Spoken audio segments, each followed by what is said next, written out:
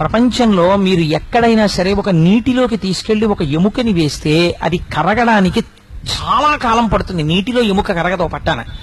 మీరు త్రయంబక క్షేత్రం దగ్గర ఉన్నటువంటి గోదావరి దగ్గరికి తీసుకొచ్చి ఒక ఎముకని వేస్తే చాలా తొందరగా ఎముక కరిగిపోతుంది. ఇంత శక్తి ఈ నీటికి ఎక్కడి నుంచి వస్తుందో ఎవరికీ తెలియదండి అని చెప్పాడు.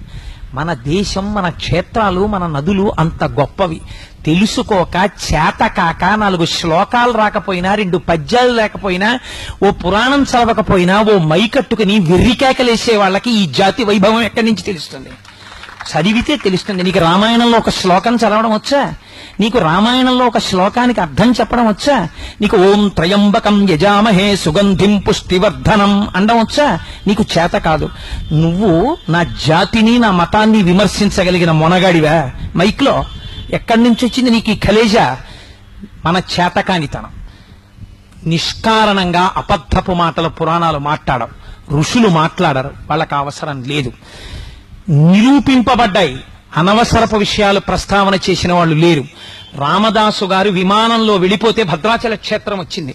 రమణ మహర్షి ఆత్మజ్యోతి కొన్ని వేల మంది చూస్తుండగా అరుణాచల శిఖరాల్లో కలిసిపోతే అరుణాచల వైభవం కనపడింది.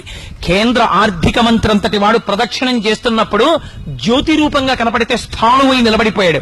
ఎంత మందికో ఎన్ని రకాలుగానో స్వామి దర్శనమిచ్చి వాగ్గేయకారుల్ని, ఋషుల్ని, భక్తుల్ని ఉద్ధరించినటువంటి మహాక్షేత్రాలు కలిగినటువంటి సనాతన ధర్మం మన ధర్మం. అటువంటి ధర్మంలో పుట్టడం మన అదృష్టం.